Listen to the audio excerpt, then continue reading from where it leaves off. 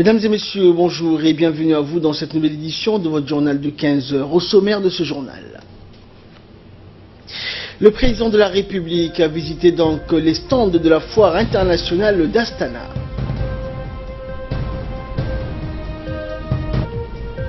Et l'ONU évoque le risque de nettoyage ethnique des musulmans de Birmanie. Voilà donc, c'était les titres qui vous seront développés dans cette édition. Merci à vous de nous rejoindre. Le président de la République, Ismaël Omar Guelleh, se trouve donc à Astana, au Kazakhstan, où il a entamé une visite officielle au cours de laquelle il sera distingué pour ses efforts visant à promouvoir les activités des institutions financières et des banques islamiques. Peu après son arrivée, le chef de l'État a visité donc les installations qui abritent la foire internationale d'Astana. De nombreux pays et sociétés y présentent leurs produits dans cette exposition. Et Djibouti est présente donc à cette foire internationale.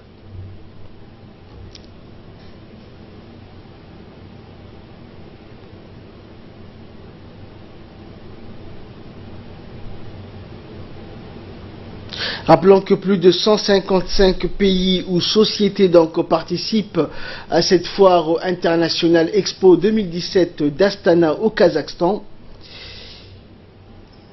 Et le président Guelleh a également visité donc dans cette foire le hall africain appelé également Africa Plaza, où 22 pays africains sont représentés.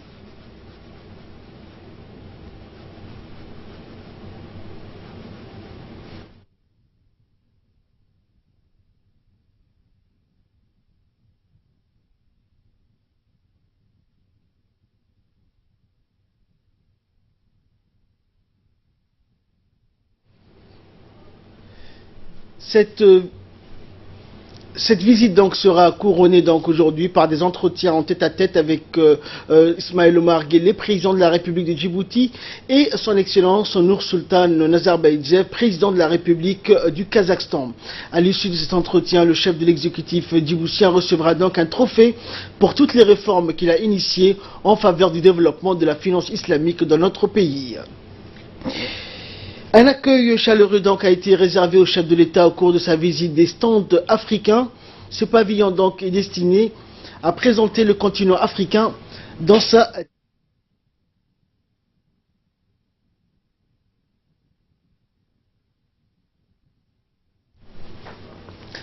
Un pavillon donc est destiné à présenter le continent africain dans sa diversité culturelle et toutes ses potentialités, notamment le tourisme. Et le président donc a reçu un accueil des plus chaleureux, comme vous pouvez le voir sur ces images, et a visité donc un à un tous les stands africains.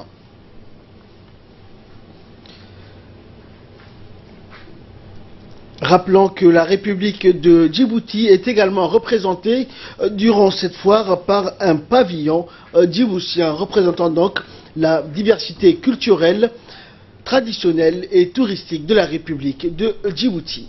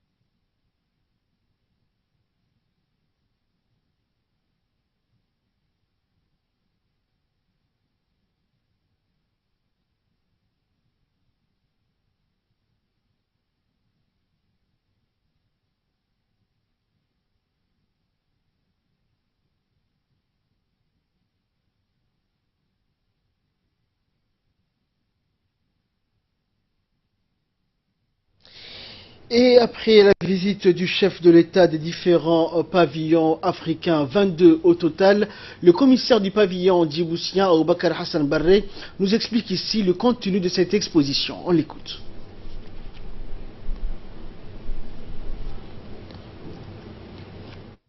Aujourd'hui, nous avons eu l'honneur d'accueillir le président de la République, M. Ismaël Omar Guelleh, ici à Astana et particulièrement au pavillon de Djibouti à l'Expo Astana 2017.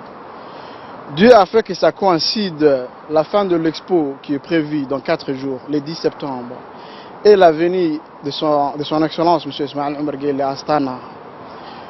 Comme vous le savez, notre pays participe à cet événement planétaire qui regroupe 108 pays et 18 organisations internationales depuis le 10 juin 2017.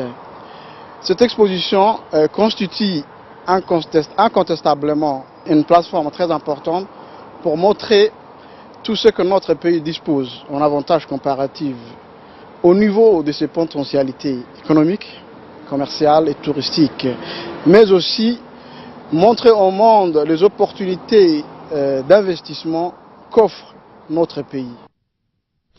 Et l'ambassadeur de Djibouti en Russie et au Kazakhstan, Mohamed Ali Kamil, se trouvait donc hier sur le tarmac de l'aéroport international d'Astana pour accueillir le président Guelleh et sa délégation.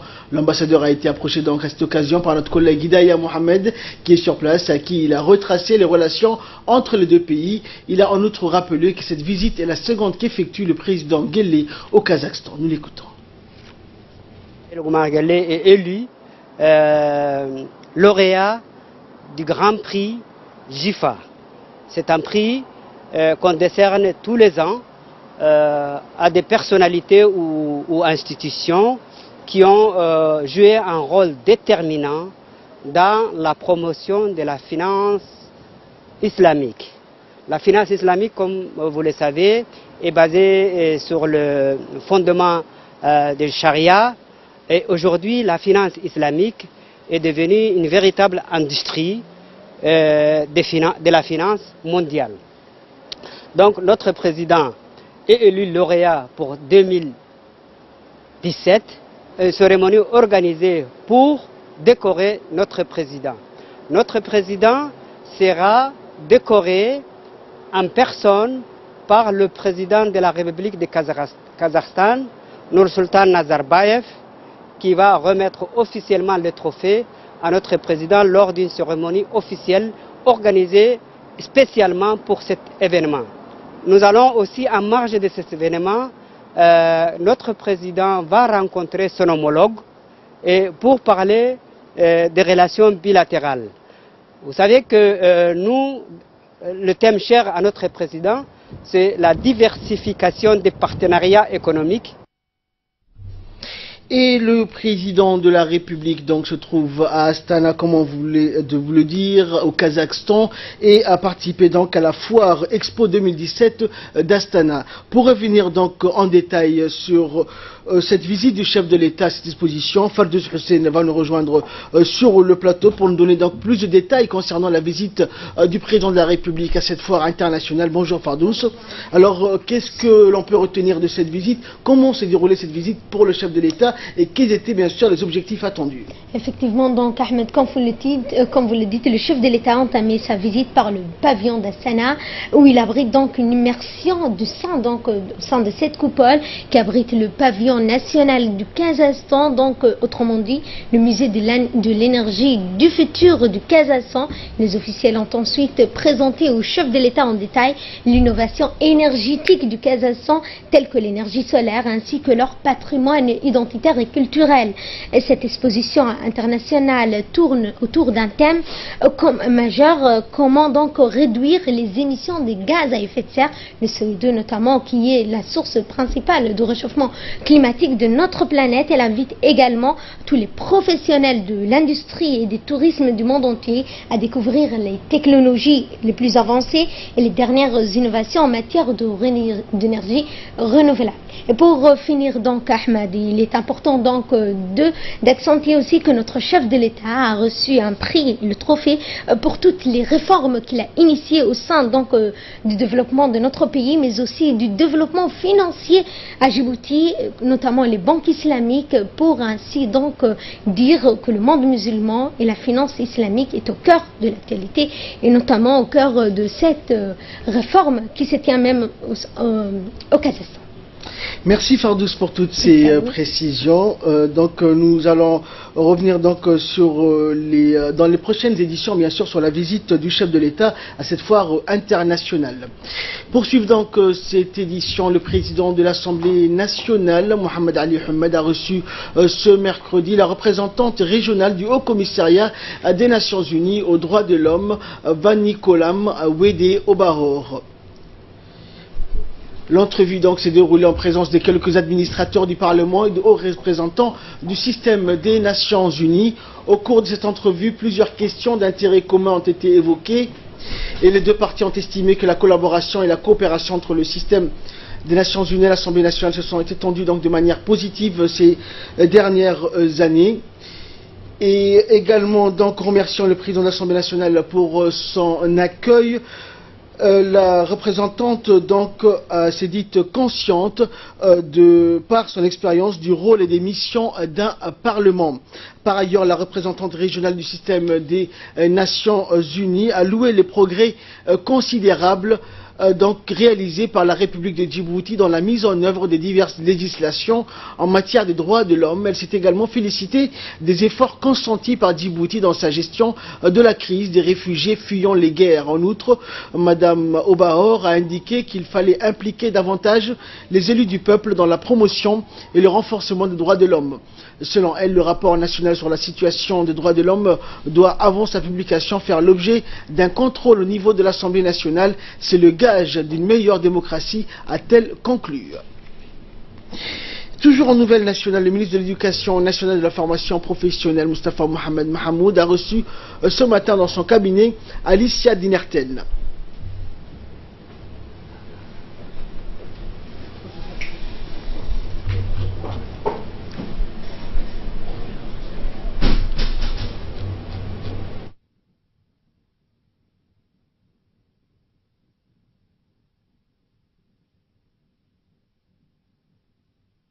Directrice donc adjointe de la mission de l'USAID en Éthiopie, qui est en visite pour la première fois à Djibouti. Cette rencontre entre les deux parties s'est déroulée donc en présence des principaux responsables du MENFOP et une importante délégation de l'USAID. La rencontre a permis aux deux parties de faire le point sur les différents projets financés par l'USAID en vue donc d'améliorer la qualité des enseignements prodigués au sein des écoles djiboutiennes. Au cours de cette réunion de travail, le ministre de l'Éducation et ses proches collaborateurs ont eu des échanges fructueux et constructifs avec leurs partenaires sur les voies et moyens de l'amélioration des différentes activités du projet de l'employabilité de la main-d'œuvre djiboutienne. Éthiopie. Donc cette rencontre a permis de discuter, de faire le point sur les projets financés par l'USAID. Donc le premier projet, c'est le projet d'amélioration de l'employabilité de la main-d'œuvre djiboutienne. Ce projet a démarré il y a très peu de temps, donc il y a quelques mois. Donc le projet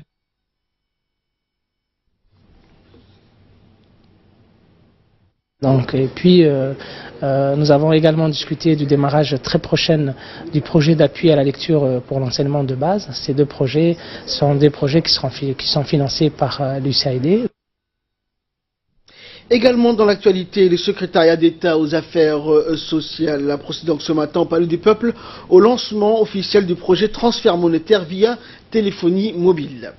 Il s'agit d'un projet d'assistance donc alimentaire destiné aux familles les plus démunies, dont l'objectif principal est de réduire l'insécurité alimentaire des ménages djiboutiens les plus nécessiteux. Et durant 4 mois, avec une somme de 8 000 francs par mois, une somme d'argent que le chef de famille recevra sous forme de transfert via son numéro de téléphone portable. La cérémonie de lancement de ce programme, présidée par la secrétaire d'État aux affaires sociales, a été également honorée par la présence du ministre de la Communication, chargé des postes et des télécommunications, Abdi Youssouf Sougué, et du représentant du PAM à Djibouti, également de Madame le maire.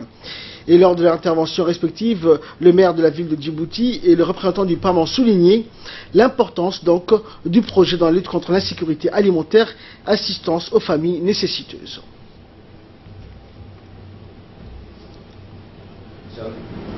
en fonction de leur niveau de pauvreté et plus en fonction de l'endroit où ils habitent ou de critères un peu moins objectifs.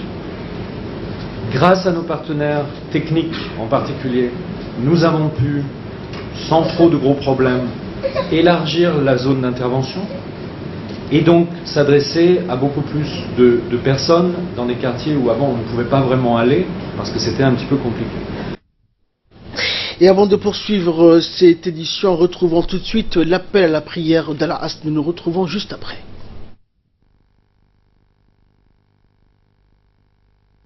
Inna as-salata kanat 'ala al-mu'minina kitaban mawquta.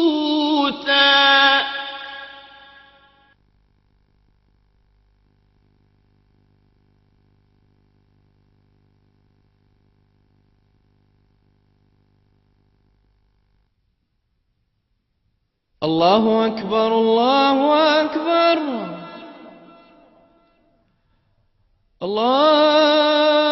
الله أكبر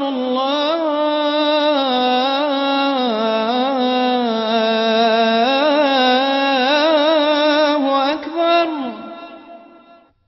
أشهد أن لا إله إلا الله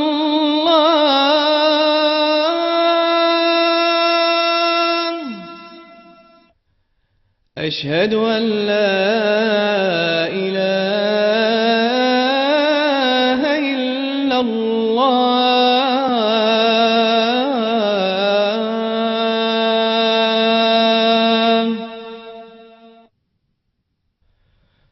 أشهد أن محمدا رسول الله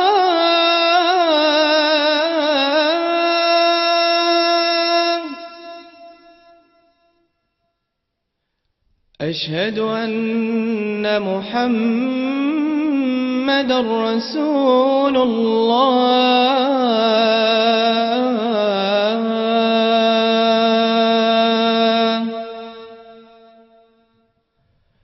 حي على الصلاة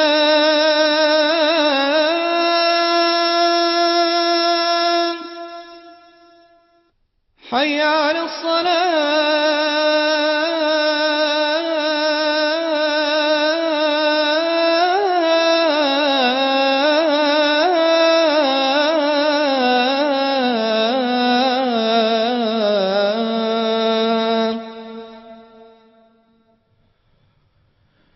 حي على الفلاح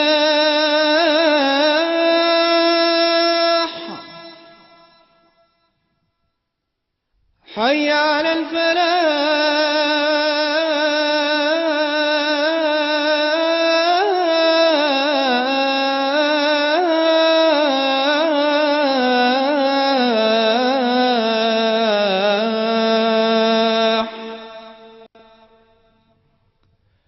الله أكبر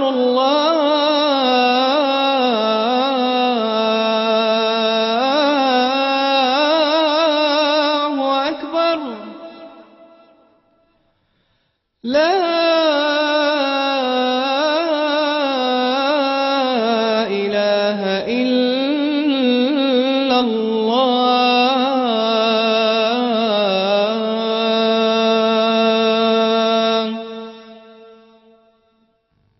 اللهم رب هذه الدعوة التامة والصلاة القائمة آت سيدنا محمدا الوسيلة والفضيلة وابعثه اللهم مقاما محمودا الذي وعدته إنك لا تخلف الميعاد.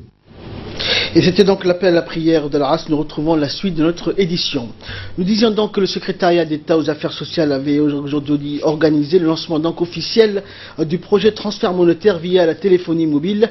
Et aux côtés de la secrétaire d'État aux affaires sociales participé donc à ce programme le ministre de la Communication, chargé des Postes et des Télécommunications, M. Abdi Youssouf Sougui. Dans son discours officiel donc, prononcé à l'occasion de la cérémonie, le ministre s'est félicité donc de l'étroite collaboration entre le ministère de la Communication et le secrétariat d'État aux affaires sociales, ainsi que la collaboration avec le PAM et Nomadcom dans la lutte contre l'extrême pauvreté. On écoute le ministre. Jour après jour, l'utilisation du téléphone devient vitale grâce à notre opérateur historique que le transfert monétaire à travers le téléphone mobile peut être réalisé. Ce partenariat entre le PAM et Nomadcom démontre de la plus belle manière que les nouvelles technologies peuvent être un atout formidable pour faciliter l'atteinte des objectifs gouvernementaux en matière de lutte contre l'extrême pauvreté et la faim. Et rejoint ainsi notre vision d'allier développement économique et celui du développement des secteurs d'études. Par conséquent, Nomadcom est le fruit de la politique volontariste du chef de l'État au profit des filets sociaux. Pour ce faire, nous avons besoin d'acteurs économiques et ressources humaines qualifiées pour le déploiement des technologies novatrices et porteuses de mieux vivre à notre population. Ainsi, je félicite mon collègue Mouna et l'ensemble de son personnel pour leur dévouement et la manière dont ils sont au service de leur population. J'ajoute aussi mes félicitations aussi vont à l'endroit du PAM qui, depuis des années, épaule le gouvernement djiboutien pour secourir et lutter contre l'insécurité alimentaire.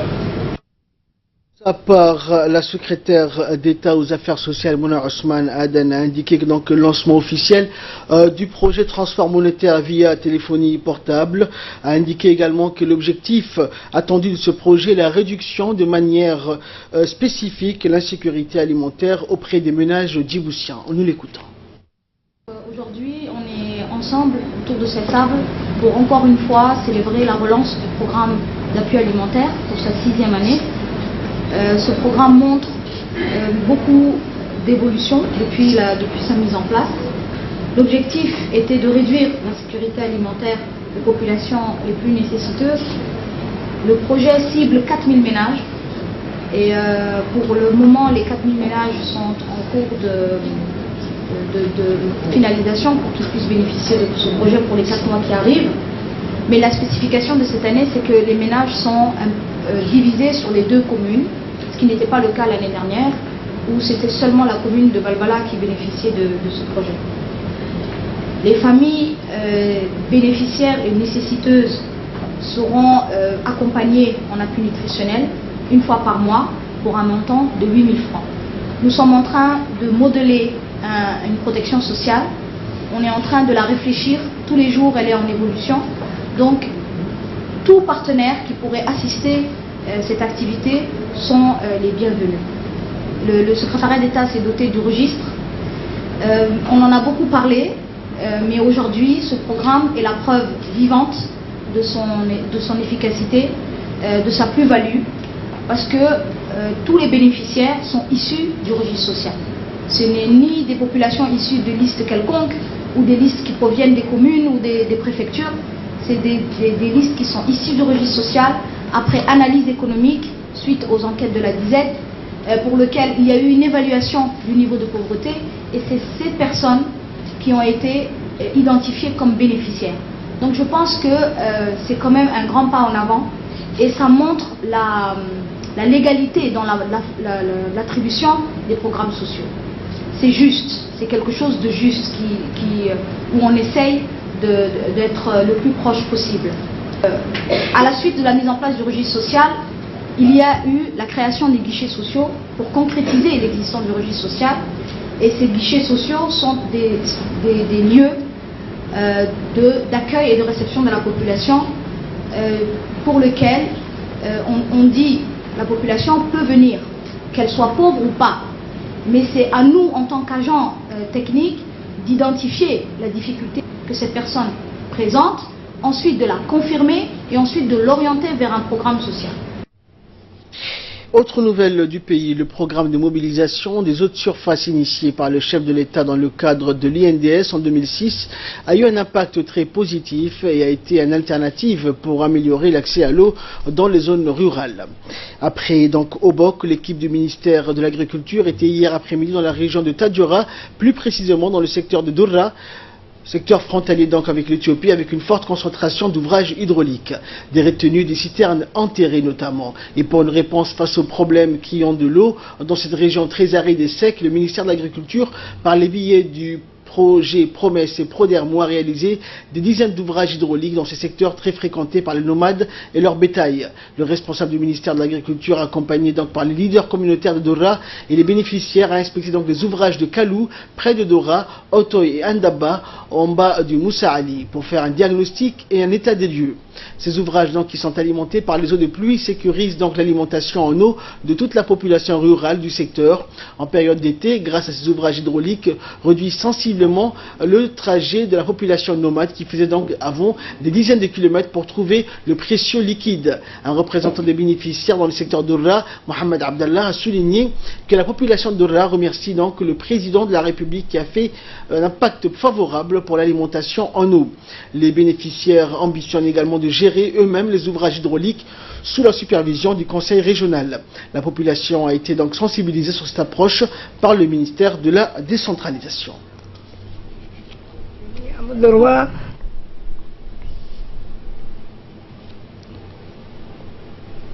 Et nous restons toujours dans la région de Tadjoura. L'excursion des jeunes, un moyen de faciliter donc leur intégration sociale. Cela s'est passé dans le village de Randa. Une vingtaine de jeunes issus du quartier d'Anguela de la capitale ont pris donc hier après-midi la route en destination de Randa, un village réputé pour son climat et son potentiel touristique.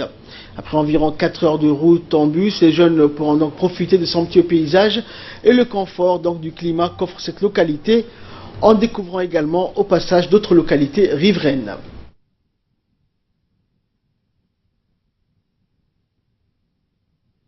Organiser une rencontre d'échange culturel et sportif. L'objectif dépasse les liens d'amitié qui vont créer entre les jeunes, plus qu'entre des familles, ça va créer un amour paternel. Et page nécrologie pour clore l'actualité nationale. Nous avons le regret de vous annoncer le décès de feu Ali Hassan Ahmed, survenu hier à Tadjoura, au local général du Daï. Feu Ali Hassan Ahmed était âgé de 75 ans. Il laisse derrière lui une nombreuse famille, dont une veuve et 4 enfants. Après une vie donc citadine bien riche, Feu Ali Hassan était revenu donc dans son terroir de Madhabou, près du Daï, dans la région de Tadjoura, où il vivait avec sa famille. Ancien de l'armée française, Feu Ali Hassan était un notable influent de Tadjoura et de la région du Daï. C'était une personnalité très appréciée par tous. Ceux qui l'ont connu ou l'ont côtoyé l'appréciaient pour à la fois son humour et ses critiques acerbes. Il avait notamment le verbe virulent.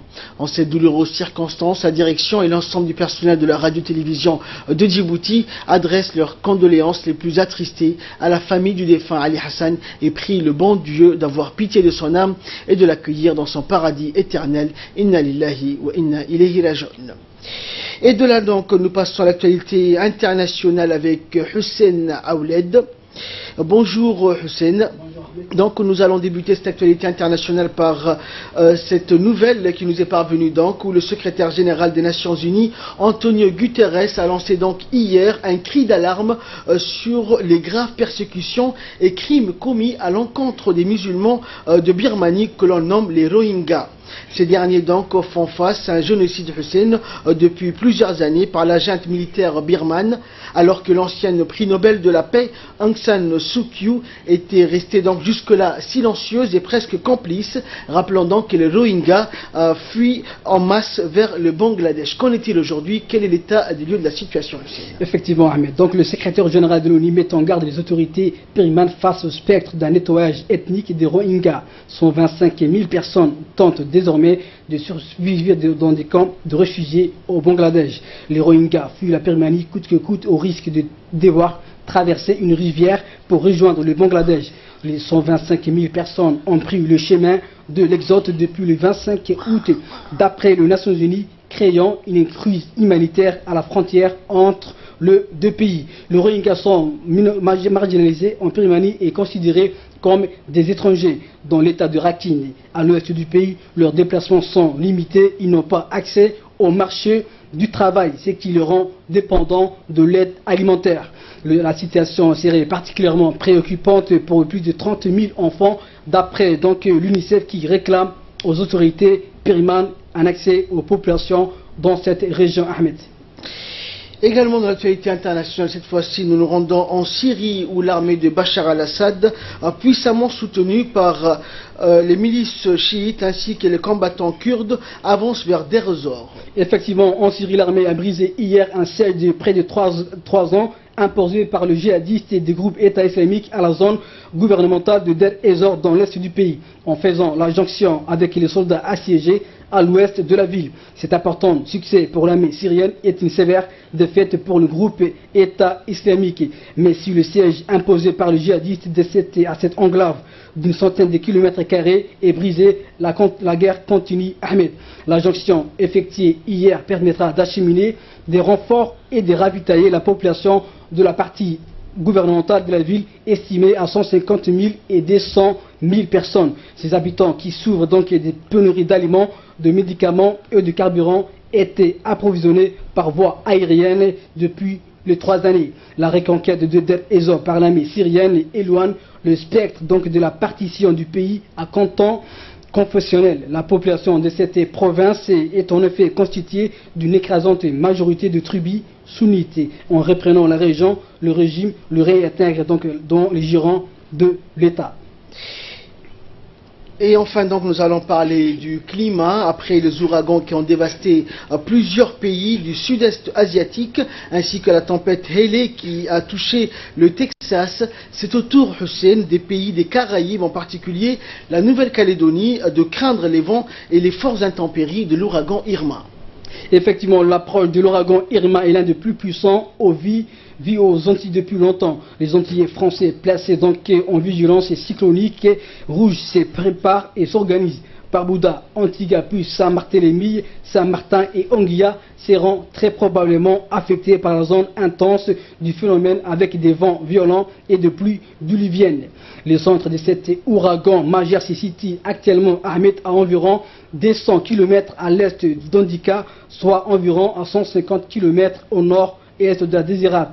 Sur le Guadeloupe, les vents de forte tempête sont tout de même attendus avec des rafales à l'ordre de 120 à 150 km par heure, notamment sur le nord Grand Air. Après les petites Antilles françaises, Ahmed et Irma devraient se diriger vers Porto Rico, les îles Vierges britanniques, et ils devraient atteindre les États-Unis et la Floride en fin de semaine. Après avoir peut-être touché la République dominicaine, Haïti et Cuba. L'ouragan qui se déplace à 24 km par heure avec des rafales à 360 km par heure est désormais le plus puissant que l'ouragan Luis et Hugo.